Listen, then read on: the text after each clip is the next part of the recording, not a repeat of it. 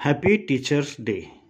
মই happy teachers day উপলক্ষে মই সকলোকে এই ডক্টৰ সৰ্বপল্লী ৰাধাকৃষ্ণন ছাৰৰ ছবিটো মই অঙ্কন কৰি মই সকলোকে দেখুৱাম বুলি ভাবিছোঁ।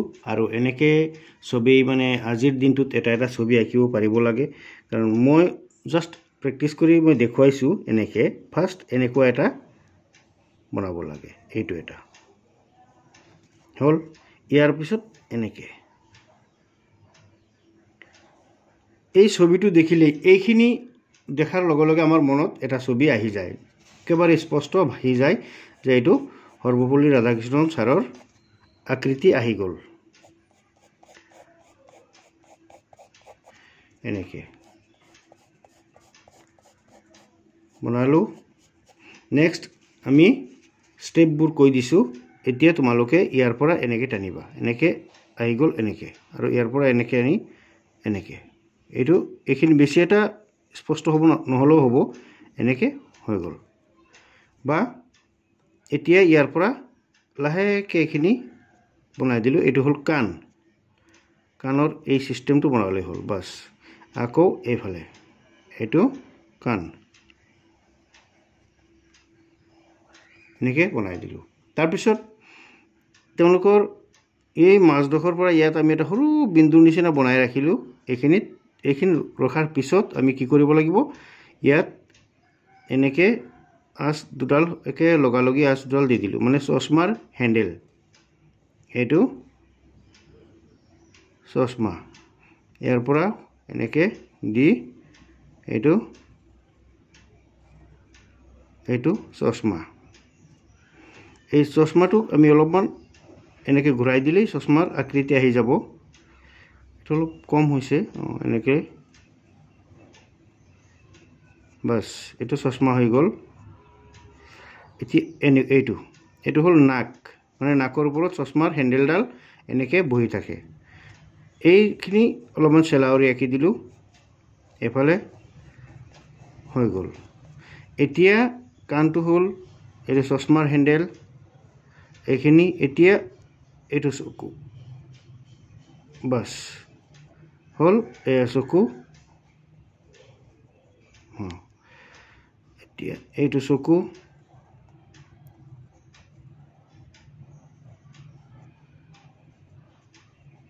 চকু হৈ গ'ল।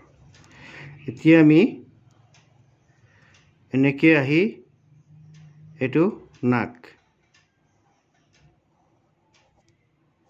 এনেকৈ দিলেই হৈ যাব নাক।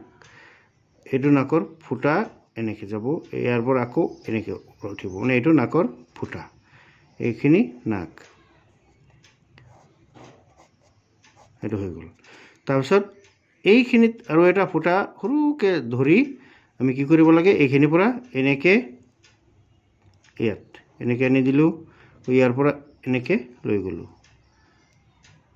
এইটো এতিয়া আকৌ এনেকৈ এই পোনে পোনে ইয়াত এটা ফুট ৰাখি ইয়াত আমি এইটো বনাই দিলোঁ। এইটো অলপমান টানিব লাগিব, কাৰণ মুখখন অলপমান দীঘল আছিলে। কিছুমানৰ মুখ থাকে গোল, কিছুমানৰ থাকে অলপ দীঘল, কিছুমানৰ এনেকুৱা ছিষ্টেম থাকে, আৰু মাজত এনে আঁচ টানি দিলোঁ। বাছ এইটো হৈ গ'ল। এতিয়া সৰ্বপল্লী ৰাধাকৃষ্ণন ছাৰৰ মুখখন হৈ গ'ল। তাৰপিছত এই নাকৰ ফালেদি গালৰ যিটো বেণ্ড থাকে, মানে ওলমি থাকে গালৰ অংশটো, সেইখিনি এনেকৈ মাৰি দিলেই হ'ল। এইফালৰ পৰা এনেকৈ মাৰি দিলেই হ'ল। পেঞ্চিলটো মোৰ ভাল নহয়, মই ফটককৈ লৈ আহিলোঁ দোকানৰ পৰা, কিন্তু পেঞ্চিলটো ভাল নহয়। HB হ'ব লাগিছিল বা অপ্সৰাৰ হ'ব লাগিছিল। এইটো অপ্সৰা হ'লেও ডুপ্লিকেট, ভাল নহয় কলমটো। আচ্ছা, যিয়ে নহওক, এইখিনিৰ পৰা অলপমান ঘঁহি দিলে মানে স্পষ্ট হ'ব, ভাল হ'ব। তাৰপিছত এনেকৈ এতিয়া আমি কি কৰিব লাগে, এইখিনিৰ পৰা আইডিয়া আৰু ডিঙিৰ পৰা এনেকৈ বেকা কৰি, অলপমান বেকা কৰি লৈ এনেকৈ ইয়াৰ পৰা এইটো, ইয়াৰ পৰা এনেকৈ আকৌ নেক্সট এডাল আঁচ দিব লাগে, ইয়াৰ পৰা ইয়ালৈকে এনেকৈ আহি এইটো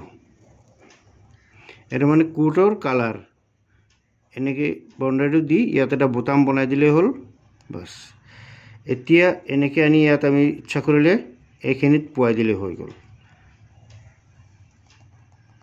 বাস এতিয়া এইটো আনি ইয়াত লগাই দিলোঁ লাষ্ট আৰু এইফালে আনি আমি এনেকৈ ইয়াত লগাই দিলোঁ এইখিনিত যদি আমি কোটৰ কালাৰটো বনাবলৈ যাওঁ আপত্তি নাই বা এফালেও আমি এনেকৈ বনাব পাৰোঁ ইয়াত ইয়াৰ পৰা কোটৰ যিটো চিলাই থাকে ডাঠ ওখ হৈ থাকে ইয়াৰ পৰা দিলেও একো নহয় একো ঝামেলা নাই বাস হৈ গ'ল এনেকৈ তাৰপিছত ইয়াৰ পৰা এইটো পোনে পোনে টানি দিলে হ'ল আৰু সৰু সৰুকৈ কেইটামান বুটাম বনাই দিলে হ'ল নিদিলেও একো নহয় এতিয়া মই তোমালোকক এই ছবিটো অংকন কৰি দেখুৱালোঁ এই ছবিটোৰ ওপৰত অলপমান মানে কি কাঠ পেঞ্চিল ঘঁহি দিলে বস্তুটো সাইজত আহি যাব মই এই বস্তুটো ল'ৰা ছোৱালী শিকিবৰ কাৰণে এনেকৈ মানে এজন শিক্ষক তাৰপিছত এইখিনিৰ তলত এই এনেকৈ পেলাই লৈ ইয়াত যে অলপমান বেকাবেকি বুঢ়া হৈ গ'লে মানুহৰ গল চলৰ তলত যে অলপ বেকাবেকি হৈ থাকে এই বস্তুখিনি আমি এনেকৈ বনাই দিব পাৰোঁ আৰু এইটো এনেকৈ থাকিব এইটো কোট কালাৰ অলপ মানে স্পষ্ট কৰি দিলে বেছি মানে ভাল লাগিব জিলিকিব এইটো এনেকৈ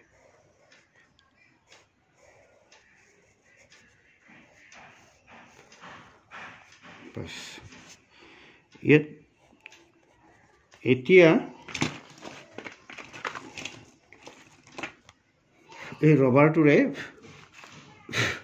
এই যে চকুৰ মানে এই যে কাণৰ যে লগত বাউণ্ডাৰী হেৰি হৈ আছে এইটো মোহাৰি দিলেও একো নাই বাস হৈ গ'ল এতিয়া এইখিনি কাণৰ লতিটোৰ পৰা এইখিনি এনেকৈ আহিছে আৰু এইটো কাণৰ লতিটো এনেকৈ থাকিব আৰু এইফালৰ পৰা অলপমান বেকা হৈ আহিব এইটো চশমা আৰু এই আঁচটো গালৰ পৰা থুতুৰিলৈকে আঁচটো অলপমান স্পষ্ট কৰি দিলে ভাল হ'ব এতিয়া হৈ গ'ল তাৰপিছত এই ওঠৰ তলত অলপমান বেন থাকে বেকা থাকে আৰু ইয়াত প্ৰায় ডাৰ্ক হৈ থাকে এইটো এনেকৈ বনাই দিলেই হৈ গ'ল এতিয়া মই তোমালোকক এই ছবিটো এইটো অংকনটো মই দেখুৱালোঁ তোমালোকে মই আশা কৰোঁ তোমালোকে এনেকৈ বনাবলৈ যত্ন কৰিবা আৰু এই আঁচখিনি এই আঁচবিলাক যদি পৰা অলপমান স্পষ্ট কৰি দিবলৈ যত্ন কৰিবা মোৰ পেঞ্চিলটো ভাল নহয় মই আগতে কৈছোঁ তোমালোকে যিসকলে বনাবা এই ছবিটো এনেকৈ প্ৰেক্টিছ কৰিবা হৈ যাব আৰামত এনেকৈ এইটো হ'ল পাগুৰিৰ প্ৰথম ভাগটো হ'ল এইটো বনালে হ'ল নেক্সট ষ্টেপটো এইটো এটা জোখ আছে কিছুমানে জোখটো মিলাব নোৱাৰে জোখটো এনেকুৱা এইটোৰ পৰা এইটোলৈ যিমান দূৰ এইটোৰ পৰা এইখিনিলৈ সিমান দূৰ থাকিব বাকী ওপৰৰ এইটো হ'ল পাগুৰিৰ ভাঁজটো মানে এইটোৱে চিষ্টেম আৰু এনেকৈ আমি বনাব পাৰোঁ এইখিনিত অলপমান কোলা কৰি দিলে ভাল আৰু এইফালে বাকী যেনেকৈ আছে এনেকৈ থাকিব অলপমান এয়া মই ভাবোঁ সম্পূৰ্ণ ছবিটো হৈ গ'ল মই টিচাৰ্ছ ডে বুলি মই লিখিলোঁ এতিয়া তোমালোকে চাই লোৱা আৰু ভাল লাগিলে মই ছবিটো এতিয়া মই তোমালোকৰ পষ্টৰ কাৰণে আগবঢ়াইছোঁ ফেচবুকত দি দিছোঁ তোমালোকে পাৰিলে শ্বেয়াৰ কৰি দিবা বা শিকিবলৈ যত্ন কৰিবা বুলি আশা ৰাখিলোঁ ধন্যবাদ